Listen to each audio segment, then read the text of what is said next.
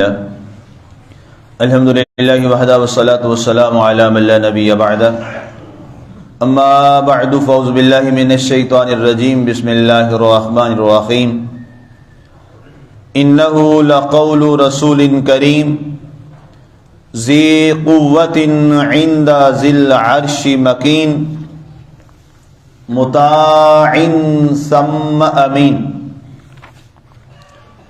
بے شک یہ قرآن عزت والے رسول کا قول ہے، بڑی قوت والا، عرش کے مالک کے ہاں مکین، اطاعت کیا جانے والا، امین۔ سامعین، آج ہماری سورہ التکویر کی آیہ مبارکہ نمبر 21 تک کی تلاوت و ترجمہ کا شرف نصیب ہوا۔ کل آخری ہمارے درس پاک کے کلمات والصبح اذا تنفس، اور صبح جب وہ تازہ دم نکلے، اس کے بعد ایک نئے موضوع کا آج آغاز ہو رہا ہے۔ رب ذوالجلال نے ایک رسول کا ذکر کیا ہے۔ اب رسول کا لغوی معنی کیا ہوتا ہے؟ یہ ارسل یرسل ارسال فہو مرسل، اس سے رسول ہے جس کا معنی ہوتا ہے جسے بھیجا جائے، جسے بھیجا جائے۔ اب یہاں رسول سے مراد وہ فرشتہ ہے جسے اللہ تعالیٰ نے ہمیشہ تمام انبیاء اور رسول پر بھیجا۔ مراد حضرت سیدنا جبریل علیہ السلام مراد ہے۔ اور آپ کا بھی اس میں گرامی کیا ہے؟ آپ بھی اللہ کے رسول ہیں، آپ بھی اللہ کے رسول ہیں۔ اور امام فخر الدین رازی رحمۃ اللہ تعالی علیہ نے اپنی تفسیر کبیر میں یہاں تک یہ قول فرمایا ہے کہ آپ سارے رسولوں کے رسول ہیں۔ کیا مطلب؟ کہ آپ نے تمام انبیاء کرام کے پاس جا کر اللہ کا کلام پہنچایا یا اللہ کا کوئی پیغام پہنچایا۔ تو اس معنی میں آپ کیا ہوئے؟ تمام رسولوں کے قاصد ٹھہرے۔ تو بنیادی طور پہ جو رسول ہوتا ہے وہ کیا ہوتا ہے؟ وہ قاصد ہوتا ہے، وہ پیغام رساں ہوتا ہے، وہ پیامبر ہوتا ہے۔ فارسی زبان میں اسی لیے نبی اور رسول کو پیمبر کہتے ہیں۔ اصل میں یہ لفظ ہے پیامبر ہے، اور زبان میں مستعمل جب ہوا تو پھر یہ مختصر ہو گیا۔ جیسے ہماری ہر زبان میں کچھ شارٹس ہوتے ہیں، سمبلز ہوتی ہیں، تو اسی طرح فارسی زبان میں اصل یہ لفظ پیامبر تھا اور اس کو پیمبر کر دیا گیا۔ جیسے ہمارے پیمبر حضرت سیدنا محمد رسول اللہ صلی اللہ علیہ وآلہ وسلم ہیں۔ تو اب یہ پیمبر جو ہیں، یہ حضرت یہاں جو قرآن میں ذکر ہو رہا ہے، یہ حضرت سیدنا جبریل علیہ السلام کا ہو رہا ہے۔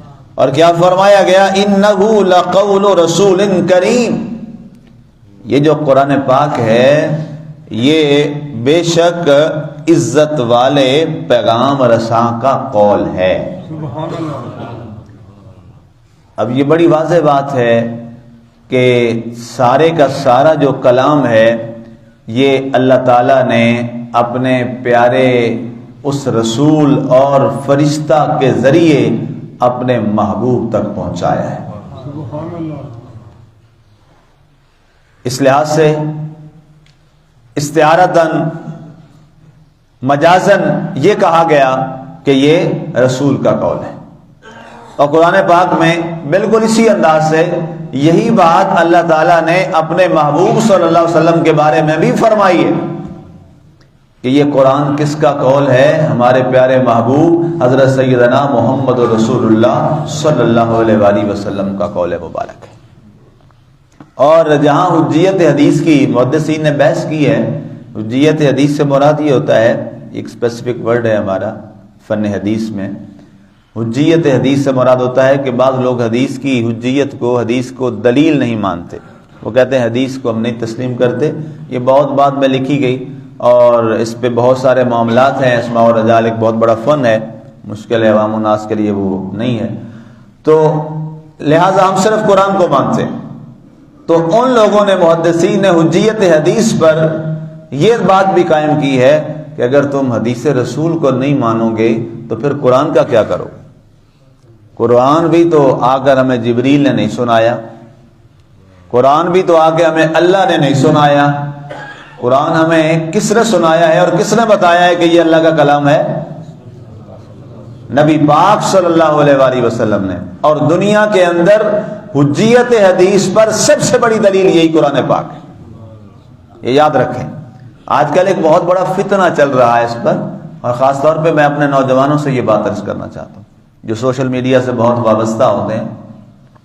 تباہی ہوئی ہے، اور ہمارے اب ظاہر ہے اب ہتھیاروں کی جنگ نہیں ہوگی، یہودی اب سے ہتھیاروں کی جنگ نہیں کرے گا۔ ہمارا بڑا دشمن یہودی ہے، عیسائی ہمارا بڑا دشمن نہیں ہے۔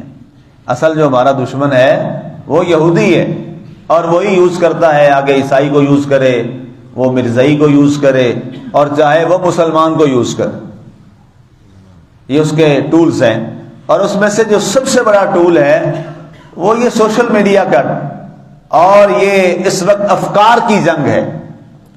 اور آئے دن آپ دیکھتے ہیں، اب ظاہر ہے نہ اتنا وقت ہوتا ہے، ظاہر ہے باقی معاملات بھی ہیں، اور بندہ صرف موبائل پہ تو نہیں کسی پہ بیٹھا رہے کیا چل رہا ہے، لیکن جب ظاہر ہے لوگ بیچتے ہیں تو اس کا جواب کوشش کی جاتی ہے، دیا جاتا ہے، اور سب سے بڑا پلیٹ فارم تو ظاہر ہے یہ ممبر ہی ہوتا ہے، وہیں سے ہم اپنا پیغام پہنچا سکتے ہیں۔ کہ جان بوجھ کر سب سے زیادہ انہوں نے اٹیک حدیث شریف پہ کیا ہے، اور جان بوجھ کے باتیں اپنی طرف سے لکھ کے کہہ دینا یہ نبی کی حدیث ہے۔ استغفر اللہ، یہ سوشل میڈیا پہ طوفان بدتمیزی چلا ہوا، یہ حدیث رسول ہے۔ اللہ کے رسول صلی اللہ علیہ وسلم نے یہ فرمایا، جیسے یہ رمضان شریف آیا، جس نے سب سے پہلے خبر دی اس پر جنت واجب ہو گئی۔ پھر ایک ہی بندہ کام کا لے رمضان میں سب سے پہلے بتا دے جی رمضان آنے والا، تو وہ تو جنتی ہو گیا، مہینہ پورا موجے کرے، سال پورا موجے کرے۔ یہ کیا ہے؟ یہ جان بوجھ کے، اصل میں اٹیک کسی اور ہے۔ وہ اٹیک کیا ہے کہ کسی طرح حدیث کو کنٹروورشل کر دیا جائے، متنازع بنا دیا جائے۔ تو یہ ایک سب سے بڑی حدیث کی حجیت کی دلیل ہے، آپ سارے لوگ یاد رکھ لیں، اس کا جواب کائنات میں کسی کے پاس نہیں۔ یہ کیسی مضبوط دلیل ہے کہ حجیت حدیث کی سب سے بڑی دلیل ہمارے پاس خود قرآن پاک ہے۔ کہ یہ قرآن بھی ہمارے پاس کس کی زبان سے آیا ہے؟ جناب رسول اللہ صلی اللہ علیہ وآلہ وسلم کی زبان سے آیا۔ اگر آپ یہ کہتے ہیں، اور وہ لوگ اسی کو آگے رکھتے ہیں کہ دیکھ ہم بس قرآن پاک جو ہے اسی کو اس حوالہ سے مانتے ہیں، اس کے علاوہ نہیں حدیث کی نعوذ باللہ و انکار کرتے ہیں، تو بھائی پھر نماز کیسے پڑھیں؟ پورے قرآن میں جس طریقے سے ابھی ہم نے نماز پڑھی ہے تو مجھے دکھا دیں۔ اسی طرح باقی بہت سارے اور ایسے اعمال ہیں جن میں قرآن نے ایک اجمالاً حکم دیا ہے، اور اس کی تفصیل ہمیں کہاں سے ملتی ہے؟ امر رسول صلی اللہ علیہ وآلہ وسلم سے۔ اور پھر آپ نے فرمایا صلو کما رأیتمونی اصلی، اے لوگوں نماز، روایت ہے نا اقیموا الصلاۃ، نماز قائم کرو۔ لوگوں نے پوچھا کیف نقیم الصلاۃ، یا رسول اللہ ہم نماز کیسے قائم کریں؟ فرمایا صلو کما رأیتمونی اصلی، جیسے مجھے نماز پڑھتا ہوا دیکھتے ہو ویسے پڑھتے جاؤ، بس۔ اور پھر ایسا ہی ہوا، جیسے آپ کا کریم علیہ السلام نے نماز پڑھی، پھر وقت کی بات آئی کب پڑھی جائے، فرمایا جس وقت میں پڑھوں اس میں پڑھ لوں۔ ایک دن آپ نے سب سے اول وقت میں نماز پڑھی، جہاں سے نماز کا وقت شروع ہوتا ہے، پھر اس کے بعد آپ نے سب سے آخری وقت میں نماز پڑھی، فرمایا اس کے درمیان جتنا وقت ہے جب چاہو تم نماز پڑھو۔ ایک دفعہ ہمارے مجھے یاد ہے یہاں پہ یہ زور کی نماز، ہمارے یہاں ہر علاقے کے اپنے اپنے ہیں، عام طور پہ ہمارے یہاں زور کی نماز 1:30 بجے ہوتی ہے، کہیں شاید ہم نے دیر سے نماز پڑھی، 1:30 بجے جماعت ہوگی، مگر یہ کہاں شریعت میں لکھا 1:30 بجے جماعت؟ یہ ہماری اپنی سہولیات کے لیے ہے، اسلام میں ایسا کچھ نہیں ہے۔ ابھی جو ہم نے جماعت یہ رمضان شریف میں ہم نے 5 بجے رکھی ہوئی، رمضان سے پہلے کتنے بجے ہوتی تھی؟ 5:30، ہم نے 5 بجے رکھی ہے۔ شریعت نے ہمیں پابند نہیں کیا، ہم نے اپنی آسانی کے لیے رکھی ہے۔ 2-4 دن کے بعد میں اور 15 منٹ پیچھے لے آؤں گا، شریعت نے پابند نہیں کیا، آپ کی آسانی کے لیے، اپنی آسانی، سب کی آسانی کے لیے۔ لوگ دیر سے کریں گے تو سو جائیں گے، جماعت سے رہ جائیں گے تو جلدی کر لیتے ہیں، یہی رمضان شریف ختم ہوگا یہی پھر نماز کی پھر وقت دیر سے چلا جاتا ہے، آخری وقت میں پڑھ لیتے ہیں۔ تو یہ کیا ہے؟ اسلام بڑا ہی خوبصورت دین ہے۔ اس کو صرف لوگ اپنی خواہش اور اس چیز کو اس کو پابند کر کے پھر امپوز کر دینا، اسلام اس کا داعی نہیں رہا۔ اللہ کے نبی صلی اللہ علیہ وسلم نے ایک وقت اول اور آخر وقت متعین کیا، اس دوران آپ جب چاہیں آپ ادا کریں، اسلام نے آپ کو اجازت دی، اس میں کوئی ثواب کی کمی یا زیادتی والا معاملہ نہیں ہے، ٹھیک ہے۔ اب یہاں پہ یہ حجیت حدیث کی بات درمیان میں اس لیے آئی تو میں نے کہا کہ ضرور بتا دوں۔ اب یہ بات آپ کو یاد رہنی چاہیے کہ حدیث کی حجیت کی اور سب سے بڑی دلیل کیا ہے؟ خود قرآن پاک۔ آگے فرمایا گیا ذی قوہ، اب اس میں اللہ تعالیٰ نے جبریل علیہ السلام کی 6 خوبیوں کا ذکر کیا۔ قرآن پاک میں جبریل علیہ السلام کی 6 صفات کا ذکر کیا ہے۔ آگے فرمایا گیا پہلی صفت کیا ہے؟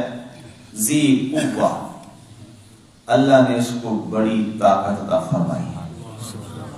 جبریل علیہ السلام بڑے ذی قوہ ہیں، بڑے قوت اور طاقت والے۔ حضرت مقاتل رضی اللہ عنہ لکھتے ہیں، یہ روایت بیان کرتے ہیں کہ ایک دن آقا کریم علیہ السلام نے فرمایا کہ میں نے جبریل سے پوچھا، جبریل اللہ نے قرآن میں تیری شان میں تیری صفت میں ایک بات فرمائی ہے کہ جبریل ذی قوہ ہے، اتنی تیری طاقت۔ اب ظاہر ہے جو ذات پوچھنے والی ہے اس کی طاقت بھی تو اتنی ہے، ہم تو ظاہر کیا پوچھ سکتے ہیں؟ کوئی طاقت والا ہی پوچھ سکتا ہے، بڑے طاقت والے، کمزور تو نہیں پوچھ سکتا۔ آپ اور میں جا کے کسی سے پوچھ لیں اپنے پرائم منسٹر کو یا وزیر اعلیٰ کو تم نے کیا کیا، گیس کو پکڑو چھتر مارو ڈیل ختم کر، تو بڑا پوچھے گا تو ٹکرائے گا اس سے آگے۔ تو اب ظاہر ہے رسول اللہ صلی اللہ علیہ وسلم پوچھ سکتے ہیں کہ جبریل بتا تیری قوت کتنی ہے، کیونکہ وہ بڑی قوت والے ہیں خود۔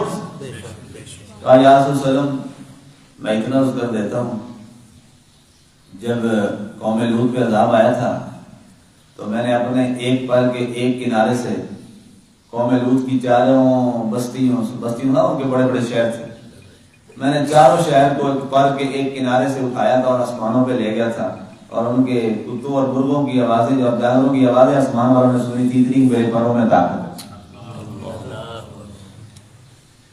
اب سمجھ گئے، پروں میں اتنی ساری طاقت ہے، باقی تو ایک الگ سی چیز ہے۔ اسرائیلیات میں یہاں پر لکھا گیا کہ یا رسول اللہ وسلم اتنی میری طاقت ہے، جب برادران یوسف حضرت سیدنا یوسف علیہ السلام کو گرا رہے تھے کنویں کے اندر، تو میں 7ویں آسمان پہ اس وقت تھا، تو مجھے اللہ نے حکم فرمایا، انہوں نے جو ہی چھوڑا تو کنویں میں گرنے سے پہلے میں وہاں موجود تھا، انہوں نے اٹھا لیا۔ اب ایک چیز کو گرانے میں کتنا وقت لگتا ہے؟ سیکنڈ سے بھی شاید مائکرو میں چلے جائیں۔ تو فرمایا یہ اللہ نے مجھے طاقت دی ہے، مجھے قوت دی ہے۔ اور ایک یہ روایت بھی اسرائیلیات کی ملتی ہیں، ظاہر یہ تاریخ ہے، اور بہت سارے قرآن کی ایسی باتیں جو ہمیں وہاں سے تاریخ سے ہم لیتے ہیں اور لینی پڑتی ہیں کہ یا رسول اللہ صلی اللہ علیہ وآلہ وسلم اللہ نے مجھے اتنی طاقت دی ہے کہ میں قوائم عرش کو اللہ کے حکم سے اٹھا سکتا ہوں۔ ایک یہ روایت بھی ملتی۔ آگے فرمایا گیا ان ذی العرش مکین، یہ بڑی قوت والا ہے، عرش کے مالک کے ہاں یہ مکی ہے۔ مکی کا معنی کیا ہے؟ اللہ کے بارگاہ میں خاص طور پہ یہ رہنے والا ہے، وہاں کا مکی ہے، وہاں کا مکی ہے تو ہر نبی کے پاس اللہ کا پیغام لے کے آتا ہے۔ ایک خاص نمائندہ ہوتا ہے، ایک مندوب ہوتا ہے جو بادشاہ کا ایک سرکاری مندوب ہوتا ہے ریاستی سطح پر۔ وہ کیا ہوتا ہے جی، جہاں جہاں بادشاہ جاتا ہے یا ریاست کا فرما روا جاتا ہے وہ اس کے ساتھ رہتا ہے۔ اس کا مقصد کیا ہوتا ہے کہ جب بھی کوئی بادشاہ حکم کرے تو فوری طور پر اس حکم کی تعمیل ہو، ایک لمحہ کوئی تاخیر نہ ہو۔ تو آپ کو سمجھانے کے میں نے یہ مثال دی ہے، جبرائیل علیہ السلام کا جو مقام اور پروٹوکول ہے وہ وہی والا ہے، ہر لمحہ اللہ کے دربار میں حاضر ہیں، ہر لمحہ، اور اللہ کے حکم کے انتظار میں کھڑے۔ اللہ جو حکم فرمائے فوراً اللہ کا پیغام وہاں تک پہنچا۔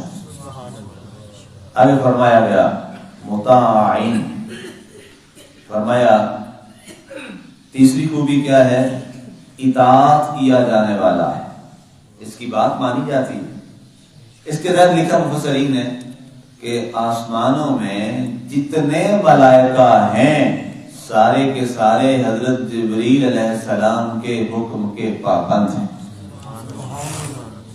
آپ چیف ہیں تمام ملائکہ کے، تمام فرشتوں کے سید الملائکہ آپ کو کہا جاتا ہے، آپ فرشتوں کے سردار ہیں، اور آپ جو حکم فرماتے ہیں، ظاہر حکم تو اللہ کا ہوتا ہے، اپنا تو ان کا حکم نہیں ہے، اللہ کے حکم کے ظاہر پابند ہے، تو جو اللہ حکم دیتا ہے تو سارے ملائکہ میں یہ اناؤنس ہے یہ بات کہ جبریل تمہیں جو حکم دیں گے تم اس کو تعمیل کرنے کے پابند ہو کہ وہی اللہ کا حکم ہے۔